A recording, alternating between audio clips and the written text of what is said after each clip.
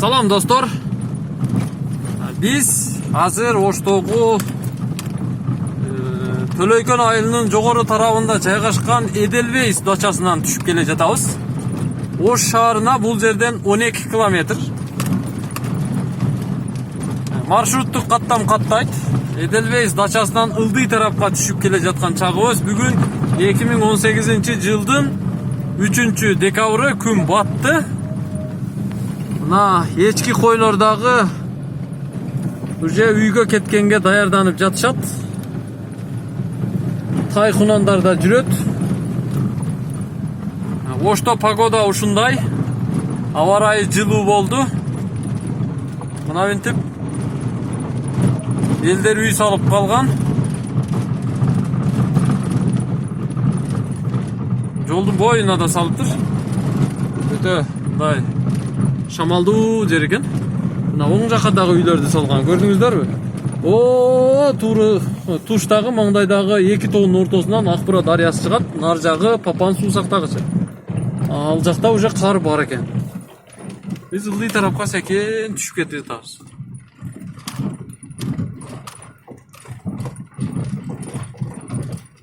Анан жогоруну караңыздар, үстүдө. Эң аскада тоонун учунда бирөөнүн дачасы бар экен. Өтө сонун жерде жайгаштыр.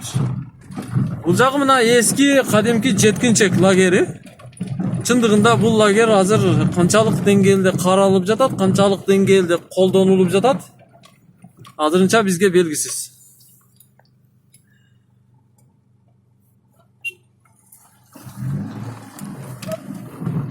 Жолду бир аз сүрүп тазалап коюптур, 124 маршруттук каттамдын конечный ушул жерде.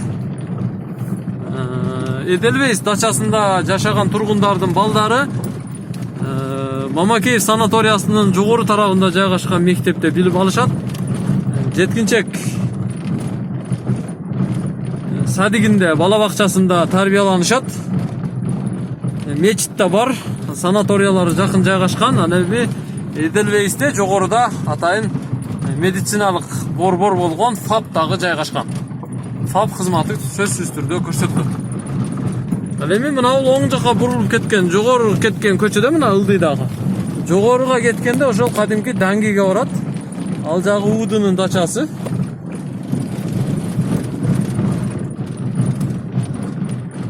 Биз азыр Оштогу Төлөйкөн айылынын Эделбейс дачасында сатыла турган 20 сөтүк участкасы менен үй бар экен. Ошол боюнча маалымат алдык. Могу эжекебизди алып алыңыз. Алып алыңыз. Сооп болот. Мына үйдү чакан салып коюптур. Өтө сонун. Шаарга чейин барабыз. Чыгып ала беребиз. Ошко. 124 маршруттук каттамдын конечный ушул жерде. Маршрутка барбы азыр?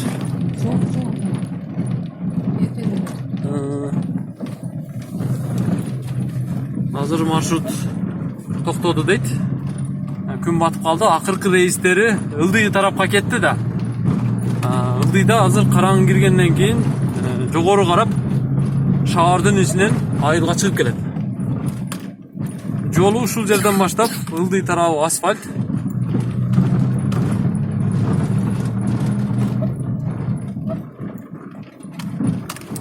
Акбура дарыясынын батыш тарабында жайгашкан кадимки Төлөйкөн айылы.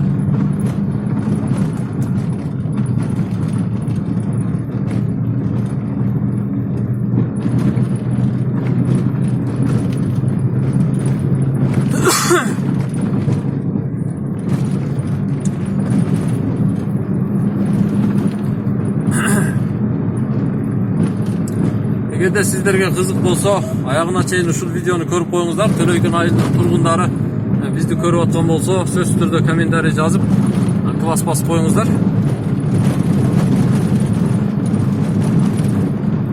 Негизи жолу жакшы.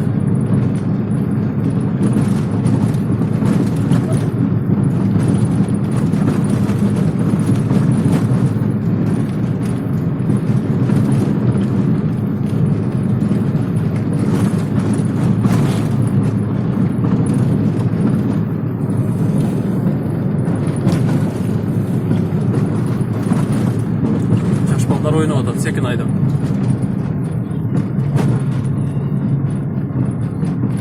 Biz Мамакеев санаториясына бурула турган поворотко жакындап калдык. Мамакеев санаториясын жакшы билесиздер.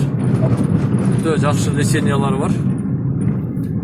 Гряз бар. Мына ушул ылдый тарапка түшүп кетет. Бул жерден бурулуп. Ылдыйга түшкөндө кадимки Мамакеев санаториясы жайгашкан. Жайында бул жакта эл көп болот. Мына жерде мечит да бар. Эгерде сиздер алыста болсоңуздар, бул Ош шаарынын Төлөйкөн айылын көрө элек болсоңуздар, кызыгып көрүп койсоңуздар болот. Пешенеге жазган болсо, там отурат. Ассаламу алейкум.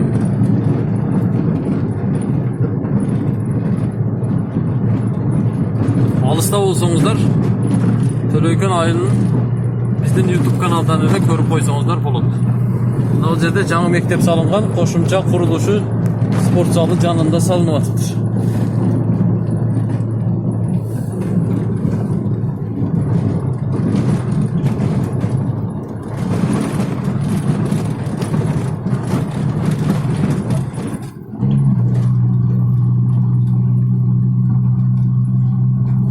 Объем канча Матиздин?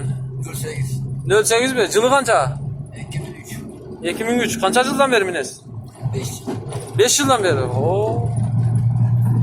Мына особняктарды салып койгон бул жерлерге. Уже ушул жерлерде 5 жыл мурда үй жок эле бул жерде, а? Азыр уже үй болуп кетти. Өзү адам кумурскадай эле болот экен да.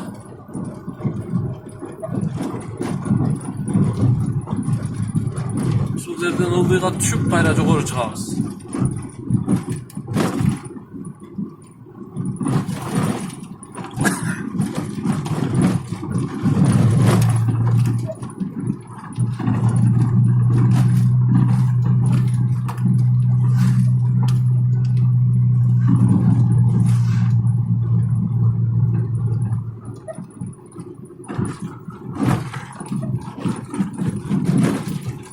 Biz ипподромго келип калдык. Оштогу Төлөйкөн айылындагы ат майдан.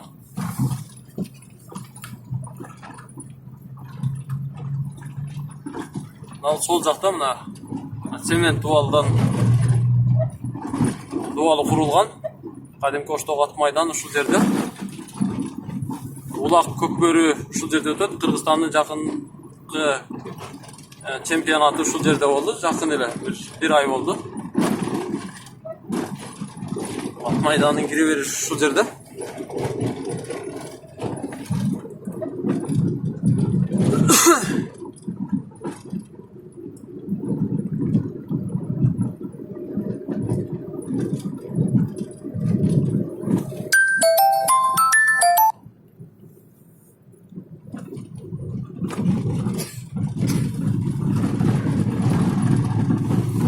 Мына жерлерге дагы акыркы 5 жылда өтө көп курулуш түшүп кетти. 7-8 жылдан бери ушул жерге элдер үй салып атышат.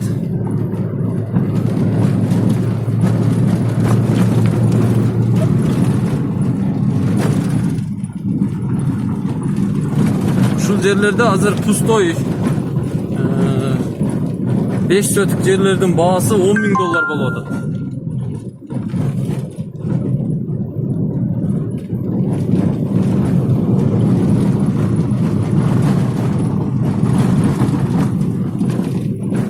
Спорт площадкасы, футбол ойнайтылган жер экен бул жер. Оңго бурулуп, кайра солго бурулабыз азыр. Апарайтиев атындагы мектепке келип калдык.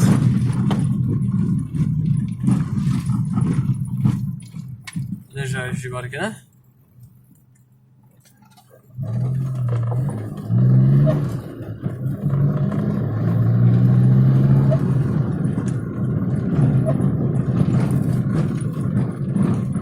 Уйлар арыктап тур го, жем бербейт ау дейм да.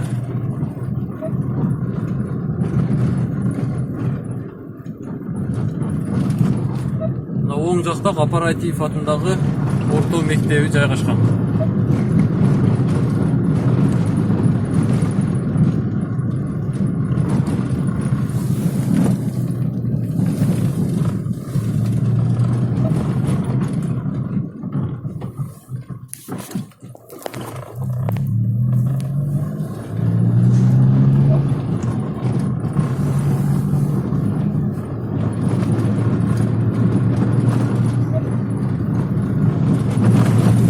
почта.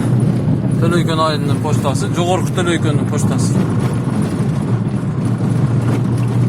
Азыр биз жана видеону баштаган учурдан бери 10-11 мүнөттө ошол жерге келдик. Эдельвейс дачасынан ылдыйга түшүп. Мына үйдүн светин жакшы кылып, жакшы түстү, а? Мында жакшы кылып.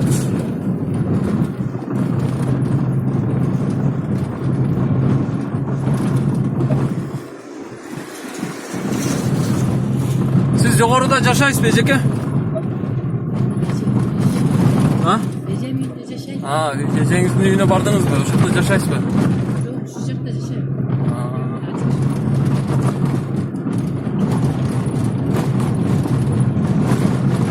Мына бул кадимки канал, чоң канал. Акбура дарыясынын сол тарапка бурулган каналы. Бул Деудан өтөт, андан ары Чапалак, анан Араванга кирип кетет. Араванды бага турган каналдардын канал болуп саналат. Бул суу өтө көп агат.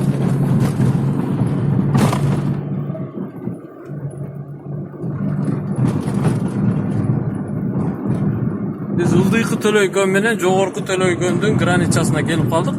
Негизи жогору тарабы Кара Суу районуна карайт, ал эми ылдый тарабы Ош шаарына карайт. Мына бул жерден солго бурулуп, жогоруга ылдыйкы Төлөйкөндүн дачасына чыкса дагы болот. Мына үстүндө мазар бар. Мына бул кадимки Төлөйкөн айылынын Темиркул мечити. Темиркул мечити деп жазылып турат.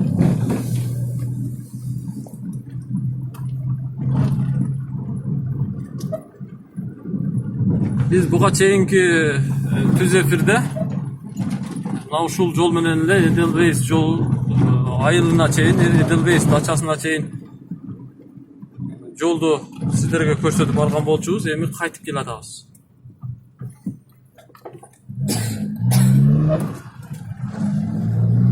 Бул жолу Мамутов мектеби. Буга чейин биз көрсөткөнбүз.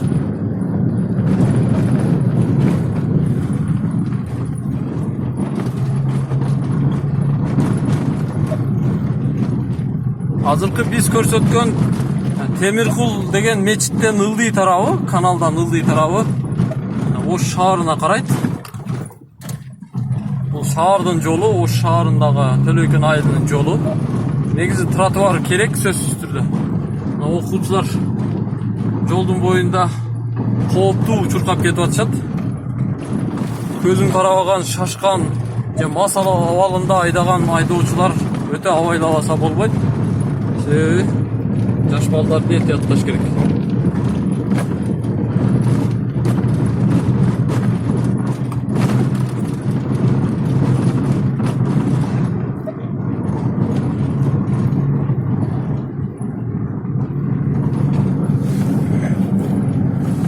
Çat komda Matiz. Katı geledi da. 80'dekine tardayım da. İçine jolda da katı oydaydı. Mınal жерде onda bir maşina çıktı. Oşol жерден solga burulup jogorу çıkkanda kadimki Төлөйкөн айылынын içindeki şeben zavodga çıksa bolot, taş zavodga çıksa bolot. Çünkü travertin taşın kafel катары чыгарган завод жайгашкан. Мына бул көчөдө жеткинчек деген жаңы бала бакча салынган. Жашыл крышасы да көрүнүп турат.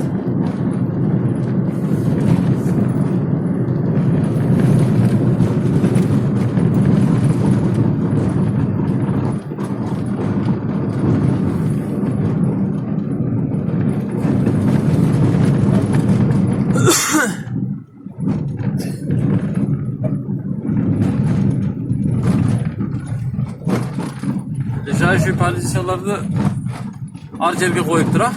Yakında koyduk. Yakında da koydu. Bu yıl sezonda koyduk şeydi da. Koyup olsa katı ücret de. Aslında nasıl oluyor? Demiyor.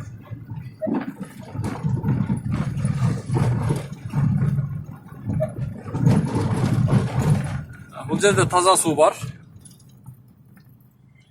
үйлөрүнүн астынан, огородторунан суу чыгарып алышкан. Биз Оштогу, Юго-Востоктогу троллейбустун конечныйынын тушуна келип калдык, маңдайына. Оң тарапта Юго-Восток, дарыянын аркы бети. Окуу жайлар жайгашкан. Ага түз мына ушул көчө менен өтүп кетсе болот. Мына ушул көчө менен түз троллейбустун конечныйына барса болот да.